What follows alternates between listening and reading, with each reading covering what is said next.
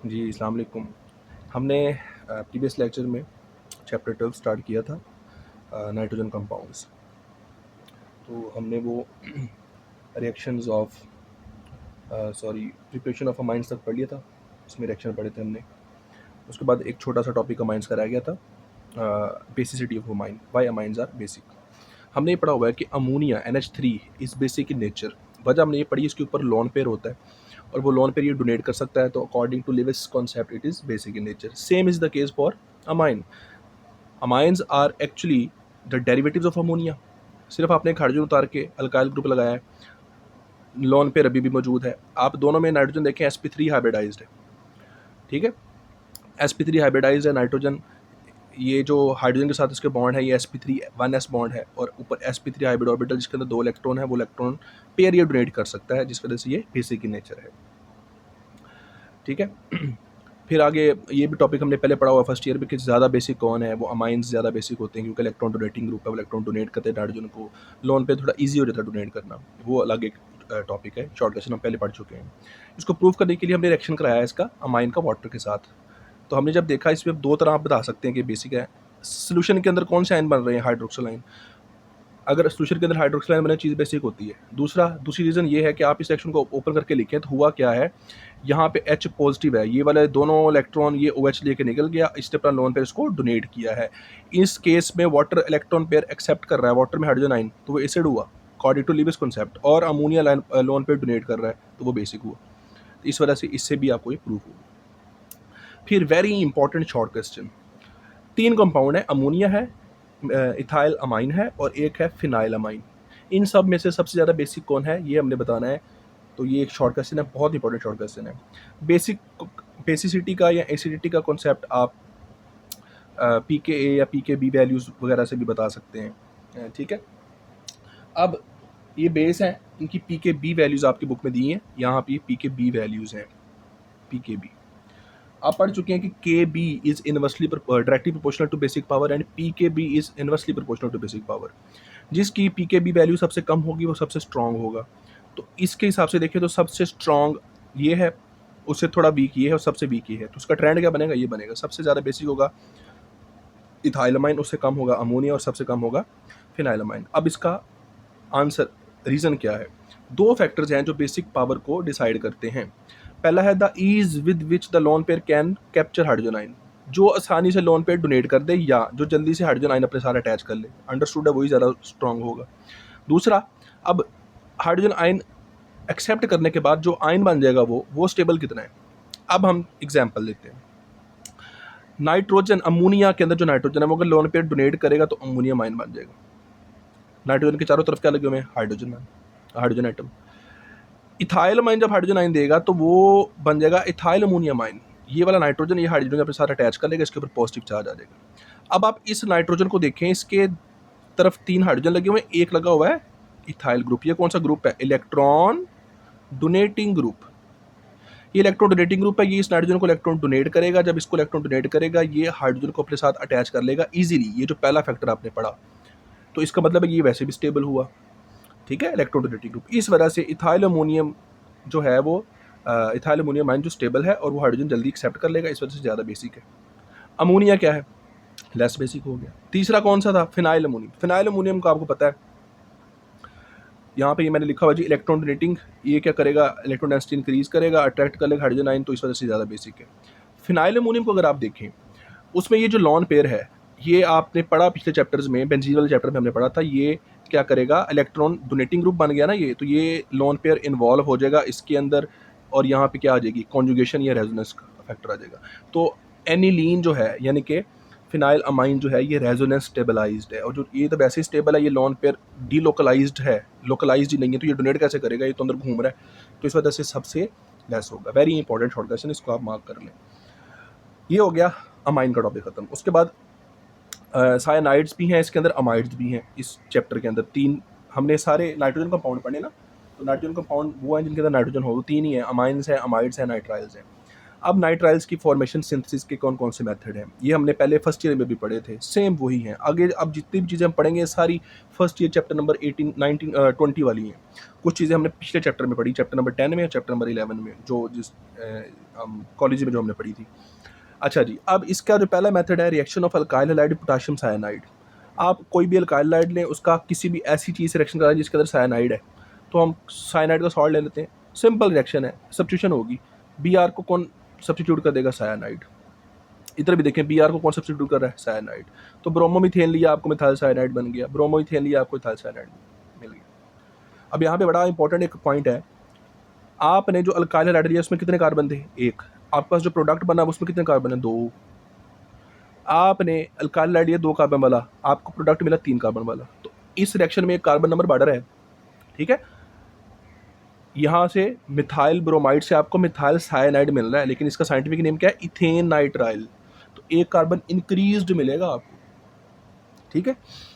इसी तरह ये साइनोहाइड्रिन वाला topic chapter number 19 first year, आप एल्डिहाइड लें कोई भी या कीटोन लें, आप HCN के साथ रिएक्शन करा दें, लेकिन HCN एक बहुत मतलब ये HCN नेचुरली फॉर्म में HCN की फॉर्म में पाया नहीं जाता, आप इसको कैसे लेंगे फिर। हम सोल्यूशन के अंदर NaCN और HCN डाल देते हैं, NaCN और HCl, और साथ में एल्डिहाइड या कीटोन डाल देते हैं, तो सोल्यूशन के अंदर खुद ही इन विट्रो या कह लो या NC2 ये बनता है वहाँ पे रिएक्शन के अंदर ही। NaCN और HCl आपस में रिएक्ट करके क्या बनाते हैं, HCN और NaCl, वो जैसे HCl वहाँ बनता है वो उसके साथ रिएक्ट कर जाता है। अब ये रिएक्शन बड़ा सिंपल है, तीनों में सेम है। ये जो डबल बॉन्ड है ना ये टूट जाएगा, ये वाला, जब ये डबल बॉन्ड टूटेगा तो होगा क्या, ऑक्सीजन के ऊपर नेगेटिव चार्ज आ जाएगा। अगर मैं आपको समझाने की कोशिश करूं, ये ऐसे होगा, C डबल बॉन्ड ऑक्सीजन, इधर कोई ना कोई ग्रुप होगा, या दोनों हाइड्रोजन होंगे, या एक R होगा एक हाइड्रोजन होगा, या दोनों R ग्रुप होंगे, ये इस तरह चला जाएगा, CO नेगेटिव, ये पूरा का पूरा बॉन्ड इसके ऊपर शिफ्ट हो गया, ये इधर, ये इधर, कार्बन के 3 बॉन्ड नहीं रह गए, तो चौथा बॉन्ड बनेगा, जो चीज़ आके लगेगी वो क्या लगेगा, साइनाइड, और इसके साथ H आके लग जाएगा, OH बन जाएगा। तो ये बॉन्ड टूट के 2 ग्रुप अटैच हो जाएंगे, एक तरफ OH हो जाएगा, एक तरफ साइनाइड अटैच हो जाएगा। तो अब आप देखें ऐसे ही हो रहा है ना, OHCN OHCN OHCN तीनों के अंदर, इधर दोनों तरफ हाइड्रोजन था, इधर एक तरफ मिथाइल हाइड्रोजन, दोनों मिथाइल है, ये फॉर्मेल्डिहाइड था, ये एसिटाल्डिहाइड है, ये एसीटोन है। ये जो ग्रुप है जिसमें OH ग्रुप भी होता है, CN ग्रुप भी होता है, इसको कहते हैं साइनोहाइड्रिन। अगर आपने फॉर्मेल्डिहाइड लिया तो उसका नाम बन जाएगा फॉर्मेल्डिहाइड साइनोहाइड्रिन, एसिटाल्डिहाइड लिया तो एसिटाल्डिहाइड साइनोहाइड्रिन, एसीटोन लिया तो एसीटोन साइनोहाइड्रिन, ठीक हो गया जी। उसके बाद है इस रिएक्शन में भी अगर आप देखें तो कार्बन नंबर इंक्रीज हो रहा है। फॉर्मेल्डिहाइड के अंदर एक कार्बन है, फॉर्मेल्डिहाइड साइनोहाइड्रिन के अंदर कार्बन 2 हो गए, एक CN वाला एक ये वाला, तो ये दोनों रिएक्शन के अंदर एक कार्बन नंबर क्या कर रहा है, इंक्रीज कर रहा है, और ऐसे रिएक्शन को ऑर्गेनिक सिंथेसिस में बहुत इंपॉर्टेंट समझा जाता है। अभी मैं आपको शॉर्ट क्वेश्चन भी बताता हूँ इसके। फिर है हाइड्रोलिसिस ऑफ नाइट्राइल, आपने ये भी फर्स्ट ईयर के अंदर पढ़ा था कि हाइड्रोलिसिस मतलब किसी भी एसिड या बेस की मौजूदगी में वाटर की प्रेजेंस में चीज़ को तोड़ना। अब नाइट्राइल जब भी हाइड्रोलाइज होते हैं कार्बोक्सिलिक एसिड में चेंज होते हैं, ये एक जनरल रूल है, याद रखना आपने। नाइट्राइल्स या cyanide group is always hydrolyse to carboxylic group. अब हाइड्रोलिसिस एसिड की मौजूदगी में भी हो सकती है बेस में, दोनों का एंड प्रोडक्ट सेम है लेकिन थोड़ा सा फर्क है। अगर आप किसी एसिड की मौजूदगी में वाटर ऐड करेंगे और साथ में साइनाइड डालेंगे तो आपको कार्बोक्सिलिक एसिड मिल जाएगा। जितने कार्बन वाला आप साइनाइड लेंगे उतने कार्बन वाला आपको क्या मिल जाएगा, कार्बोक्सिलिक एसिड। अब यहाँ पे बड़ा important short question, how can you prepare acetic acid from alkyl halide. Question ये है, अगर आपने एसिटिक एसिड बनाना है तो आप अल्काइल हैलाइड कौन सा लेंगे। बच्चे पता नहीं क्या करते हैं, एसिटिक एसिड में कितने कार्बन है, 2, बच्चे कह देते हैं जी यहाँ पे हम लेंगे इथाइल क्लोराइड। नो, इधर देखिए जरा, हम लेंगे मिथाइल, एक कार्बन वाला अल्काइल हैलाइड। क्यों, क्योंकि एक कार्बन बढ़ जाना है ना। आपने एक कार्बन वाला अल्काइल हैलाइड लिया, उसको KCN से रिएक्शन कराया, वो क्या बन गया, मिथाइल साइनाइड, फिर मिथाइल साइनाइड रिएक्शन HCl से करा दिया, क्या बन गया, कार्बोक्सिलिक एसिड। तो ये क्वेश्चन बहुत इंपॉर्टेंट है, इसको मार्क कर लें। अगर आप बेस की मौजूदगी में इसकी हाइड्रोलिसिस कराएंगे तो पहले बनेगा सॉल्ट, बेस लिया आपने वाटर की मौजूदगी में सॉल्ट, और सॉल्ट को आप कार्बोक्सिलिक एसिड में कन्वर्ट कर सकते हैं बाय ट्रीटिंग विद एसिड। तो दोनों हाइड्रोलिसिस में आपको एंड प्रोडक्ट क्या मिला, कार्बोक्सिलिक एसिड।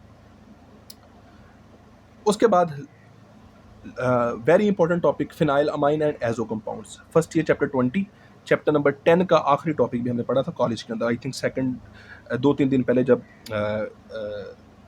रिजाइन के 2-3 दिन पहले हमने ये टॉपिक पढ़ा था एजो डाई वाला। तो ये वही टॉपिक है, फिनाइल अमाइन की रिएक्शन। पहला रिएक्शन बड़ा आसान सा दिया हुआ है कि अगर आप फिनाइल अमाइन यानी कि एनिलीन का रिएक्शन ब्रोमीन वाटर से करा दें तो आपके पास कंपाउंड बनता है ट्राई ब्रोमो एनिलीन या ट्राई ब्रोमो फिनाइलमीन, ठीक है।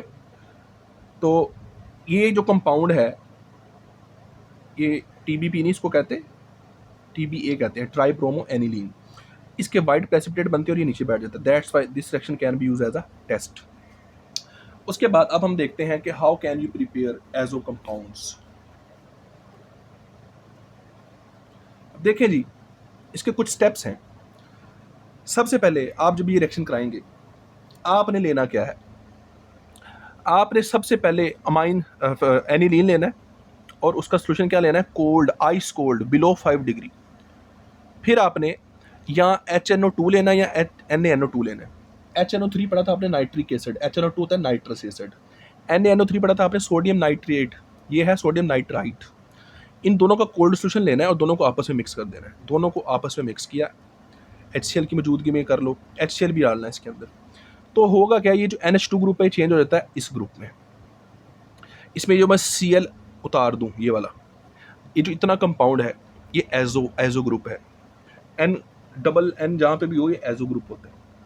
डाईएजोनियम ग्रुप है ये, डाईएजोनियम, सॉरी, ठीक है। अब ये एक आयन है, क्योंकि इसमें ये वाला नाइट्रोजन के 4 बॉन्ड बने हुए हैं, इस पे पॉजिटिव चार्ज है, तो इसके साथ एक नेगेटिव चार्ज लगेगा तो Cl। अब ये एक ओवरऑल न्यूट्रल कंपाउंड बन गया और ये सॉल्ट बन गया। इसका नाम है बेंजीन डाईएजोनियम क्लोराइड, ये सॉल्ट है, ठीक है। ये है बेंजीन डाईएजोनियम और ये क्या लग गया, क्लोराइड, ये है सॉल्ट। ये सॉल्ट बिलो 10 डिग्री या 5 डिग्री ही स्टेबल है, ये अनस्टेबल है। अगर 10 डिग्री टेम्परेचर आपने ऊपर किया तो ये एटमॉस्फेयर में जो वाटर है उससे भी रिएक्ट कर जाता है। इसका मतलब है हम इसको अगर वाटर से रिएक्ट कराएं तो ये एक नई चीज़ बना सकता है। तो अगला स्टेप यही है, अगर हम इस बेंजीन डाइजोनियम सॉल्ट को वाटर से रिएक्ट करा दें तो फिनोल में कन्वर्ट हो जाता है। ये जो N ग्रुप है ये N2 की फॉर्म में निकल जाता है, Cl उतरता है H के साथ मिलकर HCl बना देता है। पीछे आपके पास OH जो है ना, वाटर H और OH में टूटा ना, H ने Cl बना दिया और OH जाके इधर लग गया और ये क्या बन गया, फिनोल बन गया, ठीक है। Very important short question again, how can you convert aniline into phenol, very important short question. अब ये जो आपने फिनोल लिया है, इससे आगे ये वाले रिएक्शन हमने चैप्टर 10 में पढ़े थे। आप फिनोल का रिएक्शन कराएंगे किसी बेस के साथ, आपको फेनोक्साइड आयन मिल जाएगा। आपने कहा था ये फेनोक्साइड आयन होता है, इसके साथ ये क्या लग गया, सोडियम, ये है सोडियम फेनोक्साइड। फिर हम सोडियम फेनोक्साइड का रिएक्शन किसके साथ कराते हैं, बेंजीन डाइजोनियम क्लोराइड जो हमने यहाँ बनाया, इसका रिएक्शन हमने किससे करा दिया, सोडियम फेनोक्साइड के साथ। तो आपके पास क्या बन गई, डाई बन गई। अब ये रिएक्शन कैसे था, ये देखिए रिएक्शन आप ऐसे समझे,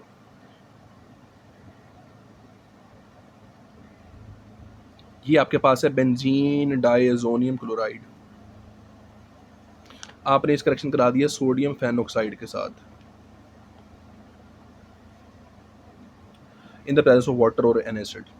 तो होता क्या है, ये वाला Cl यहाँ से उतर जाता है और ये नाइट्रोजन इसके साथ बॉन्ड बना देता है। लेकिन नाइट्रोजन के बॉन्ड स्टेबल करने के लिए होता क्या है, ये वाला ट्रिपल बॉन्ड डबल बॉन्ड में टूट जाता है। तो आपके पास चीज़ क्या बनेगी, N डबल बॉन्ड N इसके साथ जुड़ गई और ये वाला यहाँ से सोडियम उतर जाएगा और O के साथ H लग जाएगा। This is diazonium sorry azo dye, ये है azo group, N double bond N, इसको कहते हैं एजो ग्रुप। और ये पूरी डाई है और इसका रेड ऑरेंज प्रेसिपिटेट होते हैं। इनको रिएक्शन करने के बाद आपके पास ये बन गई येलो प्रेसिपिटेट्स, इसको कहते हैं एजो डाई। आपकी बुक में इसके 2 नाम लिखे हुए हैं, पैरा हाइड्रोक्सी एजोबेंजीन। अब आप देखें ये बेंजीन को, अगर देखें आप ये वाली बेंजीन को, इसके साथ पैरा पे क्या लगा हुआ है, हाइड्रोक्सी, और इसके साथ इधर क्या लगी हुई है, एजो ग्रुप लगा हुआ है। तो इस हिसाब से नाम बना पैरा हाइड्रोक्सी एजोबेंजीन। दूसरा इसका नाम, अगर आप इसको देखें, इसकी अगर फर्स्ट पोजीशन है ये वाली, या इसको पूरे को आप फिनोल मान लें, कॉमन नेम देना है, तो ये 1 2 3 4 पे क्या लगा हुआ है, फिनाइल एजो। क्या लगा हुआ है, फिनाइल एजो। ये फिनाइल ग्रुप है, ये एजो ग्रुप है। तो फिनाइल एजो लगा हुआ है 4 ग्रुप किसके, फिनोल पे, तो 4 फिनाइल एजो फिनोल, ठीक है। तो ये इसके 2 नाम होंगे और इसको आप एजो डाई लिख दें वो भी ठीक है। डाई वो चीज़ होती है जो कलर प्रोड्यूसिंग चीज़ होती है, इसको टेक्सटाइल इंडस्ट्री में यूज़ किया जाता है। 60% ऑफ द टोटल डाइज जो हम यूज़ करते हैं कलरिंग के लिए, टेक्सटाइल इंडस्ट्री के लिए, पता नहीं कहाँ पे वो यूज़ होती हैं। इंडस्ट्रियल डाइज की जितनी भी ऊपर बनाते हैं 70% ये बनाते हैं वो। इसके अलावा और भी डाइज होती है, जैसे आप सोडियम डाइजोनियम सॉल्ट लें, इसका एनिलीन से रिएक्शन करा दें, किसके साथ करा दें, एनिलीन से।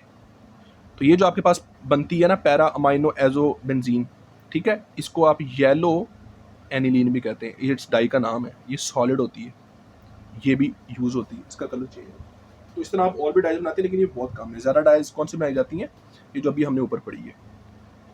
होती सारी एजो ही हैं, जितनी भी हैं, जो अदर भी हैं वो भी एजो ही हैं, इसमें देखो एजो ग्रुप भी है। तो azo dyes are very important commercially.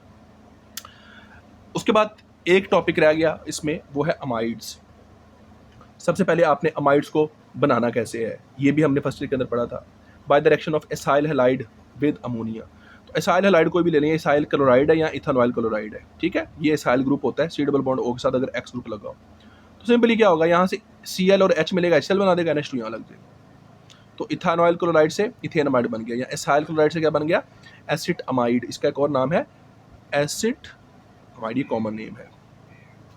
फिर अगर आपने अमोनिया एक्सेस में डाला हुआ है तो ये HCl सिलेक्ट करके क्या बना देता है, NH4Cl। पिछले चैप्टर भी हमने पढ़ा था, चैप्टर 10 में। इसी तरह अगर मैं एसाइल हैलाइड का रिएक्शन अमाइन से करा दूं फिर भी आपको मिल जाएगा, ये हमने याद करें चैप्टर 10 में पढ़ा था। अगर आप एसाइल हैलाइड का रिएक्शन अमोनिया से कराएं तो आपको क्या बनेगा, मिलेगा प्राइमरी अमाइड। अगर आप प्राइमरी अमाइन से कराएंगे आपको सेकेंडरी अमाइड मिलेगा। अगर सेकेंडरी अमाइड से कराएं तो टर्शियरी अमाइड मिलेगा। चैप्टर नंबर 10 प्रीवियस चैप्टर में आपने इस टॉपिक को रिवाइज करना है। ये Cl यहाँ से H लेगा, HCl बन जाएगा और ये इसके साथ लग जाएगा। अब ये सेकेंडरी अमाइड क्यों है, क्योंकि NH ग्रुप है ना, ये हमने इस चैप्टर में पहले भी पढ़ा था सेकेंडरी अमाइड क्या होता है। तो सेकेंडरी अमाइड बन गया, नाम क्या होगा, N methyl methane amide. Methane amide नहीं, ethane amide, N methyl ethane amide, ठीक है जी। सेकेंडरी अमाइन लेंगे तो आपके पास यहाँ पे टर्शरी अमाइड बन जाएगा। चैप्टर 10 या 11 आई थिंक आपने इसको अच्छे से जाकर देख लेना।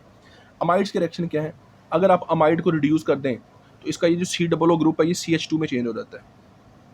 ये देखें, रिड्यूसिंग एजेंट डालेंगे कोई ना कोई जो आपको एटॉमिक हाइड्रोजन देगा। लिथियम एल्यूमिनियम हाइड्राइड डाला है आपने, एटॉमिक हाइड्रोजन मिलेगी, ये यहाँ से O उतरेगा, ये दोनों H से मिलकर क्या बना देगा, H2O। 4 हाइड्रोजन अगर आएंगे तो 2 इधर ऐड हो जाएंगे तो क्या बनेगा, CH2। तो अमाइड से क्या बन गया, अमाइन। ये शॉर्ट क्वेश्चन है, how can you convert amide into amine, how can you form ethane amine from acetamide. तो आप रिडक्शन करा दें। फिर दूसरी रिएक्शन है इनकी हाइड्रोलिसिस, सेम जो आपने भी थोड़ी देर पहले हाइड्रोलिसिस पढ़ी, किसकी, अमाइंस की, सेम वैसी है ये जो आपने यहाँ पढ़ी थी, ये वाली थोड़ी देर पहले, कि अगर आप एसिड की मौजूदगी में कराएंगे तब भी कार्बोक्सिलिक एसिड बनेगा, ये बेस की मौजूदगी में कराएंगे तब भी पहले सॉल्ट बनेगा, फिर ये सेम वही ऐसी होती है। अगर आप एसिड हाइड्रोलिसिस कराएंगे आपको सीधा कार्बोक्सिलिक एसिड मिल जाएगा, बेस कराएंगे तो सॉल्ट मिलेगा पहले, फिर आप एसिड रिएक्शन करा के उसको दोबारा बना देंगे। तो सेम एज अमाइंस, ये है इसकी हाइड्रोलिसिस। उसके बाद लास्ट इस अमाइड की बेसिसिटी है, और एक लास्ट टॉपिक आपका इस चैप्टर का है वो है peptide bond. Very important short question again, amide को और अमाइन को आपस में कंपेयर करें, कौन मोर बेसिक है और कौन लेस बेसिक है। ज्यादा बेसिक आपके पास अमाइंस होते हैं, लेस बेसिक अमाइड होते हैं। वजह क्या है, अमाइन तो हमने पढ़ लिया, इसके अंदर इलेक्ट्रॉन डोनेटिंग ग्रुप होता है, जिसको इलेक्ट्रॉन डोनेट करता है ना, ये लूज हो जाता है, इसको डोनेट करना आसान हो जाता है। अमाइड के अंदर COO ग्रुप लगा हुआ है। तो ये देखें जरा, आपने कहा था कॉन्जुगेशन की कंडीशन होती है सिंगल डबल बॉन्ड अगर अल्टरनेटिव हो, या सिंगल ट्रिपल बॉन्ड हो, या सिंगल डबल बॉन्ड और लॉन पेयर हो। तो lone pair, single bond, double bond, तो इधर क्या होगा, ये लॉन पेयर इधर जाएगा, शिफ्ट हो जाएगा, इधर चला जाएगा, फिर ये वापस आ जाएगा, इधर चला जाएगा। तो इनमें कॉन्जुगेशन नहीं आ गई, ये लॉन पेयर जो है ये डीलोकलाइज हो गया। तो ये लॉन पेयर डोनेट करना आसान नहीं है, जब ये आसान नहीं है तो ये बेसिक भी कम हो जाएंगे, ठीक है। तो that's why amides are very less basic as compare to amines. इनकी आपने PKB वैल्यूज भी देखनी है, ठीक है, इन दोनों की। लास्ट है अमाइनो एसिड, ये आपने पहले भी पढ़ा हुआ है 10th क्लास में भी, आसान सा टॉपिक है। ऐसे कंपाउंड जिनके अंदर अमाइन ग्रुप भी हो और कार्बोक्सिलिक ग्रुप भी हो, इनको कहते हैं amino acids. Building block of protein है, 2 तरह के होते हैं, essential and non essential. Total ये 20 होते हैं, आज की डेट में ये ज़्यादा है, लेकिन केमिस्ट्री की बुक में 20 है तो आप 20 ही लिखेंगे। उनमें से 10 एसेंशियल होते हैं, 10 नॉन एसेंशियल। नाम से जाहिर है, एसेंशियल वो जो हमें चाहिए, जो हमारी बॉडी को चाहिए। हमारी बॉडी को क्यों चाहिए, क्योंकि हमारी बॉडी उनको बना नहीं पा रही। तो ऐसे अमाइनो एसिड जो हमारी बॉडी नहीं बना पा रही और हमें डाइट के अंदर चाहिए, वो एसेंशियल है। नॉन एसेंशियल जो हमें डाइट के अंदर नहीं चाहिए, जो हमारी बॉडी खुद बना रही है। तो ऐसे अमाइनो एसिड जो हमारी बॉडी बना रही है, हमें डाइट के अंदर नहीं चाहिए, वो क्या है, नॉन एसेंशियल अमाइनो एसिड। इनकी एग्जांपल आपने ज़रूर देखनी है, खुद देखनी है, इनकी एक एक एग्जांपल आपने याद कर लेनी है। ये इनका जनरल फार्मूला है अमाइनो एसिड का। कार्बन के 4 तरफ ग्रुप लगे होते हैं, एक तरफ अमाइनो ग्रुप, एक तरफ कार्बोक्सिलिक ग्रुप, एक तरफ हाइड्रोजन। ये R ग्रुप इसको कहते हैं साइड चेन ग्रुप। इसको चेंज करी जाए अमाइनो एसिड चेंज हो जाएगा। 20 तरह का R ग्रुप होता है, इसी वजह से 20 तरह के अमाइनो एसिड होते हैं। इसको उतार के हाइड्रोजन लगा दें, ग्लाइसिन बन जाएगा, CH3 लगा दें, एनिलीन बन जाएगा। करते जाएं तो 20 तरह के अमाइनो एसिड बन जाएंगे, ठीक है। अब एक्चुअली इनकी नेमिंग अगर देनी हो, अगर मैं R की जगह हाइड्रोजन लगा दूं तो ये बनेगा NH2CH2 डबल बॉन्ड OH। तो इसको नेम कैसे देना है, नेम में कार्बोक्सिलिक ग्रुप को आप प्रेफर करते हैं, ये आएगा स्टेम नेम के अंदर, और अमाइनो आएगा चेन, साइड चेन। तो अब देखें अगर यहाँ पे ये ना होता CH3COOH, ये इथेनोइक एसिड है ना, तो इथेनोइक एसिड का हाइड्रोजन उतार के आपने अमाइन लगा दिया किस किस कार्बन पे, 1 और 2, तो 2 अमाइनो इथेनोइक एसिड। इधर देखें, ये कार्बन नंबर 1, ये 2, ये 3, 2 पे क्या लगा हुआ है अमाइनो, तो 2 अमाइनो प्रोपानोइक एसिड। ठीक है, ये इनके साइंटिफिक नेम है। इसका कॉमन नेम है ग्लाइसिन, इसका कॉमन नेम है aniline, alanine, sorry, alanine, alanine. Physical properties इनकी क्या है? जनरली अमाइनो एसिड पाए कैसे जाते हैं? इनके अंदर अमाइनो ग्रुप, ये कौन सा ग्रुप है? बेसिक ग्रुप नहीं है, ये लोन पे डोनेट कर सकता है, ये हाइड्रोजन डोनेट कर सकता है, ये एसिडिक ग्रुप है। तो नॉर्मली करते क्या है, ये अपना हाइड्रोजन यहाँ से उतारता है, ये इधर चला जाता है, ये हाइड्रोजन उतर के यहाँ आ गया। जब हाइड्रोजन उतरेगा इस पर नेगेटिव चार्ज आ जाएगा, ये हाइड्रोजन एक्सेप्ट करेगा, इस पर पॉजिटिव चार्ज आ जाएगा। ओवरऑल ये क्या है? Neutral, no charge. और विद इन अ मॉलिक्यूल अगर चार्ज ट्रांसफर हो जाए, प्रोटॉन ट्रांसफर हो जाए, ये कौन सा कॉन्सेप्ट था? ये था टॉटोमरिज्म। तो amino acid can show tautomerism, they are a tautomer of each other. ये जो आयनिक फॉर्म है इसको कहते हैं ज्विटराइन या न्यूट्रल एसिड, ज्विटराइन, वेरी इंपॉर्टेंट। अब क्या होता है, अमाइनो एसिड के अंदर पॉजिटिव नेगेटिव चार्ज होने की वजह से ये अमाइनो एसिड एक दूसरे के साथ क्लोज्ड पैकिंग बना के रहते हैं। इनके अंदर वेरी स्ट्रॉन्ग इंटरमोलिकुलर फोर्सेज होती हैं, वेरी स्ट्रॉन्ग इंटरमोलिकुलर फोर्सेज। इस वजह से सॉलिड फॉर्म में होते हैं, उनका मेल्टिंग बॉइलिंग पॉइंट बहुत हाई होता है। Again a short question, why melting boiling point of amino acid is very high. Peptide bond क्या होता है? जब दो अमाइनो एसिड आपस में करीब आते हैं और बॉन्ड बनाते हैं। मैंने एक अमाइनो एसिड बनाया NH2RH, COOH को मैंने ओपन करके लिख लिया, दूसरे में मैंने इनको ओपन करके लिखा, COOH का OH और अमाइनो का H, ये मिलकर वाटर एलिमिनेट कर देंगे और ये डायरेक्ट बॉन्ड इससे बना लेगा। ये देखें, ये जो बॉन्ड बना है इसको कहते हैं अमाइड लिंकेज, और इसका कॉमन नेम है peptide linkage. Very important short question, draw peptide linkage. दो अमाइनो एसिड जब मिलके एक पेप्टाइड बॉन्ड बनाते हैं, इसको कहते हैं डाईपेप्टाइड। यहाँ पे डाई का मतलब हरगिज ये नहीं है कि इसके अंदर दो पेप्टाइड बॉन्ड होंगे। डाई का मतलब है दो अमाइनो एसिड, पेप्टाइड का मतलब उन्होंने एक बॉन्ड बनाया। अगर मैं आपसे पूछूं 10 अमाइनो एसिड आपस में मिले तो कितने बॉन्ड बनेंगे? 9 बॉन्ड बनेंगे। ठीक है, इसी तरह ट्राई पेप्टाइड क्या होगा? जिसमें अमाइनो एसिड 3 होंगे, पेप्टाइड बॉन्ड कितने होंगे? 2। टेट्रा पेप्टाइड क्या होगा? जिसके अंदर अमाइनो एसिड 4 होंगे लेकिन पेप्टाइड बॉन्ड कितने होंगे? 3। तो ये कन्फ्यूजन याद रखनी है। डाईपेप्टाइड का मतलब है 1 पेप्टाइड बॉन्ड, अमाइनो एसिड 2 होंगे। Again very important short question, ये नया टॉपिक है, ये पहले नहीं होता था। एक प्रोसेस होता है इलेक्ट्रोफोरेसिस, जिसको जेल इलेक्ट्रोफोरेसिस भी कहते हैं। इसमें हम क्या करते हैं, एक ना ऐसे जेल सी बनाते हैं, एक ऐसे कोई भी कंपाउंड लेते हैं, ऐसी एक ट्रे सी होती है, इसके अंदर जेल होती है, इसके अंदर हमारा कंपाउंड होता है ऐसे। इसके एक तरफ एक रॉड होता है, दूसरी तरफ एक रॉड होता है। एक पे पॉजिटिव चार्ज होता है, एक पे नेगेटिव चार्ज, यानी कि एक एनोड होता है और एक होता है कैथोड। अब इसके अंदर मिक्सचर ऑफ अमाइनो एसिड हम उनको अलग करना चाह रहे हैं, तो दो फैक्टर्स हैं जो यहाँ पे अमाइनो एसिड को अलग करने में हेल्प करते हैं। पहला फैक्टर तो ये कि ये जो इसके अंदर अमाइनो एसिड उन पे चार्ज होगा ना, और वो डिपेंड करता है पीएच पे।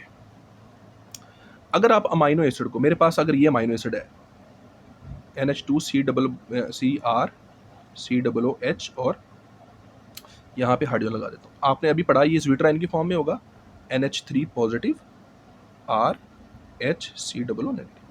अब फॉर एग्जांपल ये इसके अंदर मौजूद है, मैं अगर इस सिस्टम की पीएच कर दूं लो, पीएच क्या कर दूं? लो। पीएच लो का क्या मतलब है? सिस्टम के अंदर हाइड्रोजन आयन भेज दूं तो वो हाइड्रोजन आयन आके इधर अटैच नहीं हो जाएंगे, इस नेगेटिव चार्ज को खत्म नहीं कर देंगे, तो ओवरऑल चार्ज क्या आ जाएगा अमाइनो एसिड पे? पॉजिटिव। और अगर मैं पीएच कर दूं हाई, यानी कि हाइड्रोक्सिल आयन आ जाएंगे, हाइड्रोक्सिल आयन आएंगे तो वो क्या करेंगे? वो इस नेगेटिव चार्ज को तो छेड़ेंगे नहीं, ये हाइड्रोजन इसको खत्म कर देंगे, यहाँ से H उतरेगा और उस OH के साथ मिलकर वाटर बना देगा, वो फिर ओवरऑल चार्ज नेगेटिव आ जाएगा। इसका मतलब है अगर आप जेल इलेक्ट्रोफोरेसिस के अंदर पीएच लो कर दें तो अमाइनो एसिड क्या होता है? प्रोटोनेटेड, ये वाली कंडीशन पे पॉजिटिव चार्ज होगा, इस पर कोई चार्ज नहीं होगा।